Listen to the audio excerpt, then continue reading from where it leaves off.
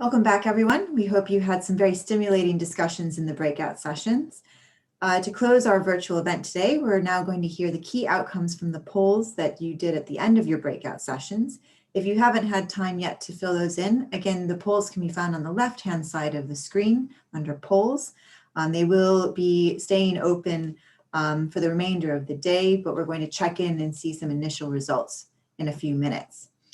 For those of you who missed the opening session, my name is Alice Obrecht and I'm the head of research at ALNAP, and I'm delighted to be joined by Jessica Alexander, who will be the lead researcher and author of the background paper for the next annual meeting. We hope that the sessions that you've participated in today have inspired your work, and we hope to continue working with you to hear about how you're dealing with COVID-19 and other sources of uncertainty over the coming year.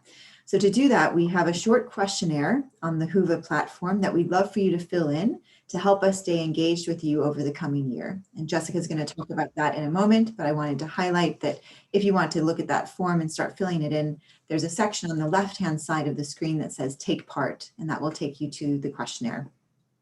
So before we get on to the poll results and reflect and discuss on what we've been learning from today's discussions, I want to share some reflections from members across the ALNAP network on how they've been thinking about the uncertainty that lies ahead and what they're going to do about it. So we're first going to hear from the Director General of the ICRC, Robert Mardini, who spoke with us about how the ICRC is preparing for the year ahead, and in particular, how humanitarian diplomacy is changing under COVID-19. He spoke about the need to, as he put it, reinvent the humanitarian experience. So let's hear what that means.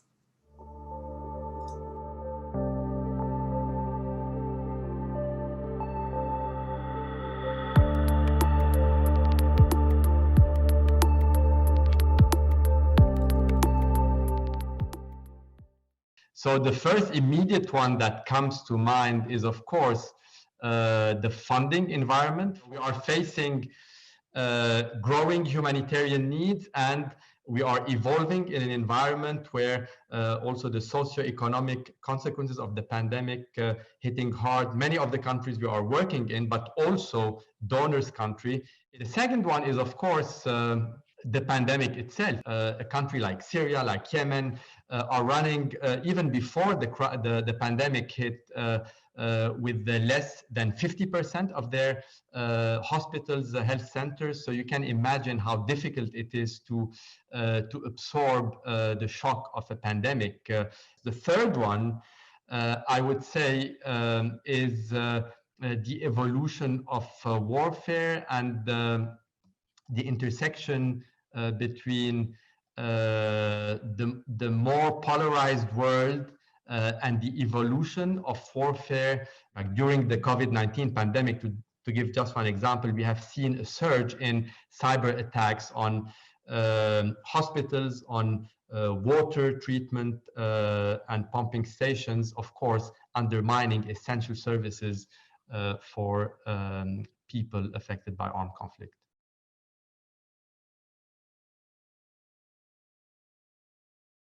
The ICRC, in the wake of the COVID-19 pandemic, was able to pivot from the physical to the digital space over 48 hours. I think what helped a lot is all the equity ICRC colleagues across the globe were able to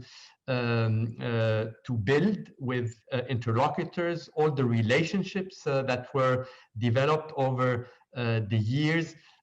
Enabled us to pursue our engagement with states, with non-state armed groups, with also the UN bodies, UN Security Council, General Assembly, in a rather, I would say, seamless way. The physical presence will continue to be critical in humanitarian negotiations and humanitarian diplomacy going forward. But I think today we can more and more advance also in the virtual space, and I think this is an interesting development.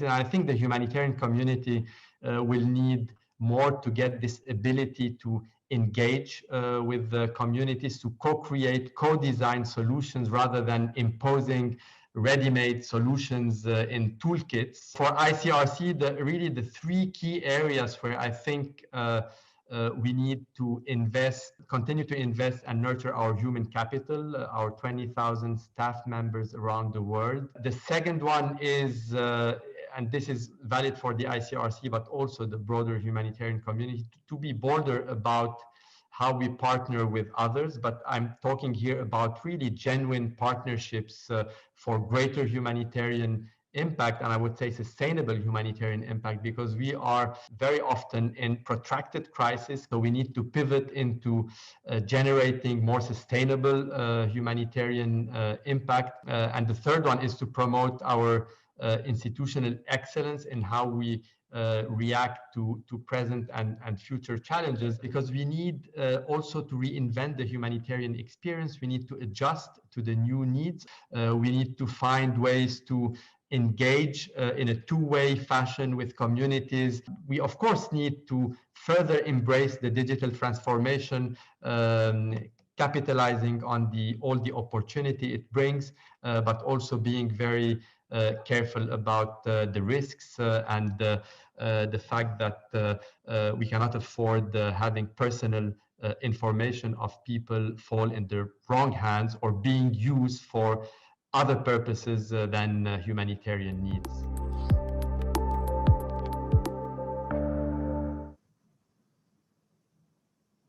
So Jessica, Robert Mardini there was talking about reinventing the humanitarian experience through the co-creation of solutions with people living in conflict, and talking about what he called creating sustainable humanitarian impacts. This isn't language that we hear a lot of in the traditional humanitarian space. And I wanted to see, since you were chairing the session on transforming humanitarian action and transforming uncertainty, do those themes resonate with what came up in your session on the transformations that are taking place due to COVID-19? Yeah, sure. I thought the video was great, and it was a really great complement to our session, which didn't necessarily touch on those themes in particular, but we did talk about, systemic crises like this one offering unique opportunities for change, and how the pandemic is accelerating commitments and aspirations that until now haven't been fully realized.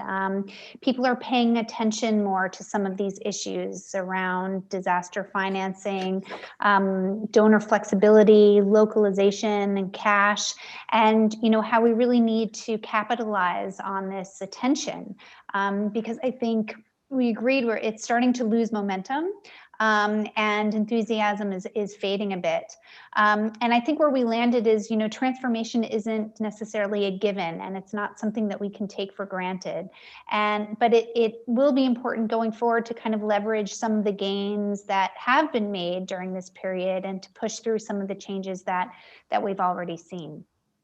Great. I think that's a nice segue to look at the results from the polls so we can understand how different organizations are approaching the uncertainty of the year to come. So we'll look at the results from the first breakout session, Managing Operational Uncertainty, where people in that session said that they were going to be using scenario building and foresight and remote and locally driven approaches to staffing. There's also quite a healthy number of responses that have said other, so different approaches. It'll be good to dive into that. Again, if people want to fill in the questionnaire that I mentioned at the top of the session to help us follow up with you to map the kinds of approaches and techniques that you're using to deal with uncertainty. So that's quite interesting. Can we go to the next breakout session and see how that compares? Wow, so quite a lot. Out of the 9 people who participated in the poll, quite a few are focusing on scenario building and foresight. So that's clear in a way the winner, so to speak, in this afternoon session on the approaches, where when we did this in the morning, there was quite more of an even spread across different approaches that were being used. So that's really interesting. Now let's go to the second poll question, which was asking people to help shape our future research agenda on this. So I'm sure it's one that Jessica is really pricking her ears up to see. And not terribly surprisingly, we see very similar results to what we saw in the morning session. So the top result is how crisis affected communities think about and manage uncertainty. A lot of interest in seeing us focus more on that. which is really great and definitely something that we'll be looking into in more detail. So I think that's a nice segue back to you, Jessica, who can tell us a bit more about what we're going to be doing in the research moving ahead and how ALNAP members and other organizations can get involved. Great, thanks, Alice. Yeah, I mean, those are interesting food for thought as we start to launch the research that will take us through this year and will be launched at the full 2-day meeting next year.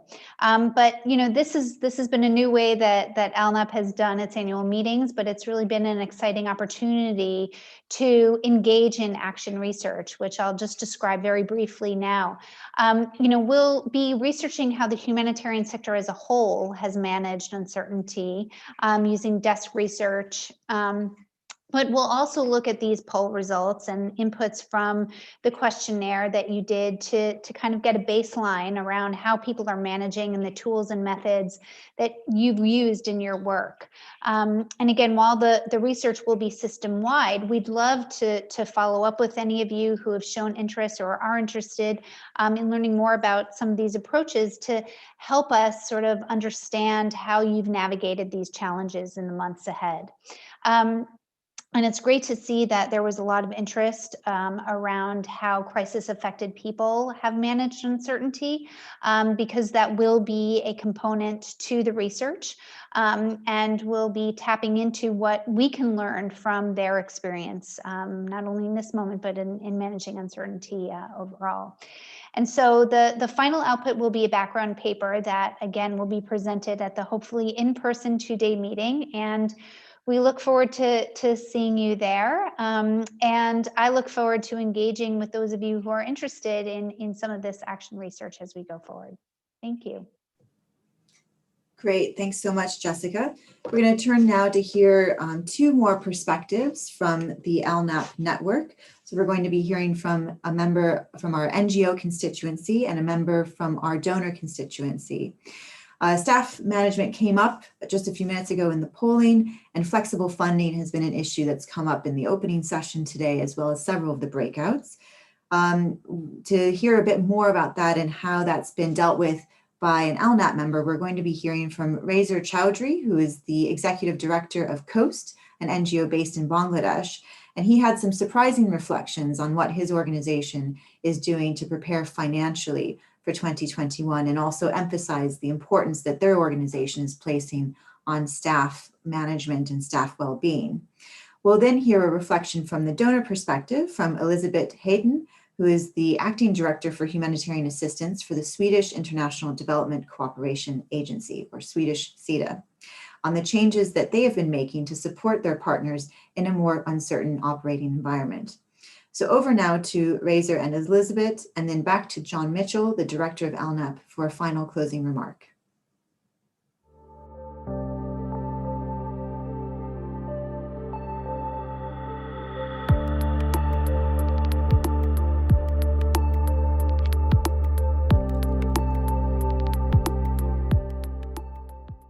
It's a very relevant question, especially when we are passing through the challenging situation of COVID-19.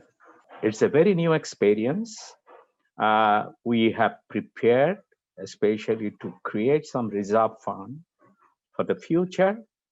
Then next thing, we gain some experiences that when there is no possibility or less possibility to meet staff face to face, how to communicate them through Zoom softwares, how to keep them motivated.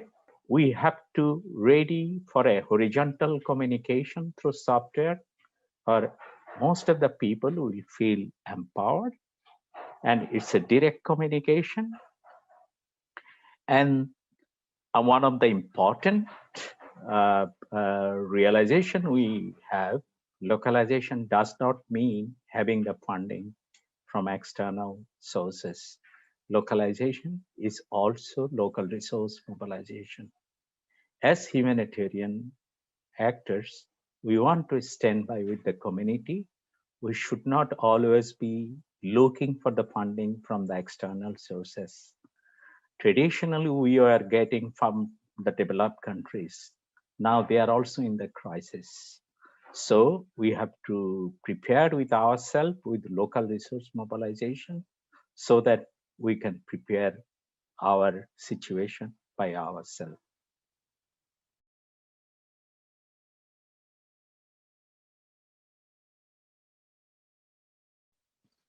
In fact, I believe that each of the problem is the opportunity. Each of the problem compel us to be innovative. Our learning is that we have to forecast the health weather, political weather of the external world according to an executive of an NGO, have to disseminate those, have to be flexible and have to take measures. So the executive has to be aware on the international weathers that it is coming, I have to be prepared. The second thing I can tell you that taking care of the staff is must. Taking care of the health is must. And in future, who knows, maybe next 5 years, 10 years, there will be another one pandemic. The question is, don't lose your hope on the futures. And I am a person, I don't want to lose my hope. And I don't want to lose my ability to a problem. I always try to tell myself, I always try to tell my children, I always tell to my colleagues, as there is a problem, and that's why we are here. As there is a no problem, we will not be here. So every problem is the opportunity, and all the times we have to keep ourselves confidence upon the hope. We have to be creative constantly and consistently.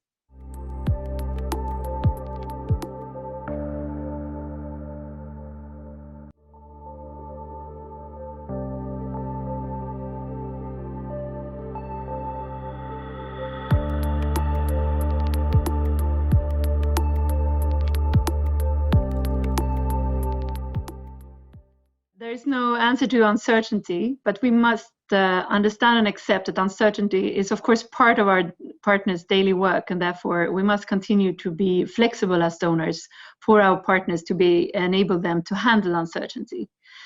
Not only through our financing modalities like the rapid response mechanism for sudden onset crisis that can be used within 24 hours, but also our program-based support offers flexible funding without earmarking for specific projects.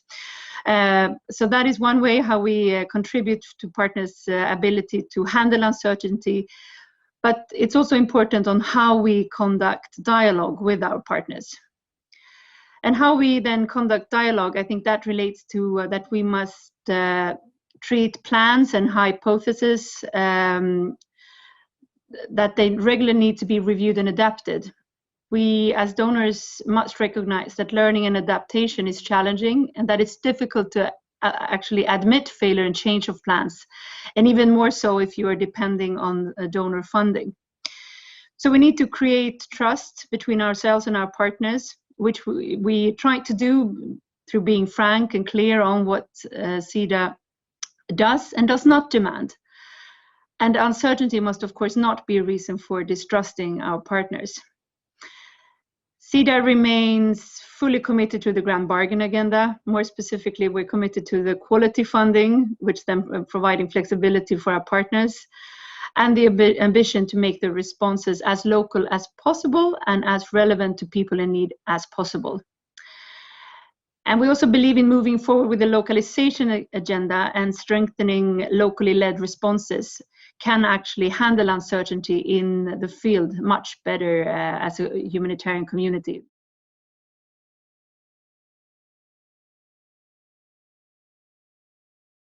I think we need more donors to provide more flexible funding mechanism and unearmarked support. And we are encouraged that other donors are following the path that we've taken, and that is to move towards more a program-based approach and to more trust-based partnerships. And we think that can tip in favor of quality funding at the country program level. And we need to build in flexibility in our relationship with partners, not only with donors, but also our partners' partners. If the needs are changing, implementing partners need to be able to adapt their operations, which they can only do if we let go of the idea that following plans and budgets are the most important tasks and the most relevant topic for our dialogue.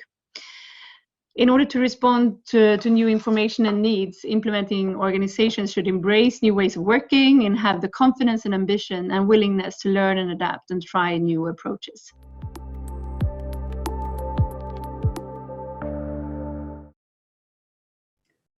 So I do hope you've all found our event to be both stimulating and useful. You know, we've had a packed agenda and have covered so much ground, and most importantly, I think we have captured all the learning points which we're definitely going to use to continue our research on this topic, as Jessica said earlier, and to inform the content of our 2 full-day annual meeting next year. So could I now just please remind you to fill in the feedback forms. We do take them very seriously, and we're always keen to really improve our meetings. I think now it just remains for me to say thank you to the brilliant presenters and facilitators, and to the ALNAP team for putting this event together. And I also want to thank you for coming and providing so many insights and useful contributions. Normally I would now wish you safe travels home, but I don't think that is going to be necessary this time. So instead I'll close the meeting by saying that I very much look forward to seeing many of you tomorrow at the Members' Day, and even more of you at the annual meeting next year.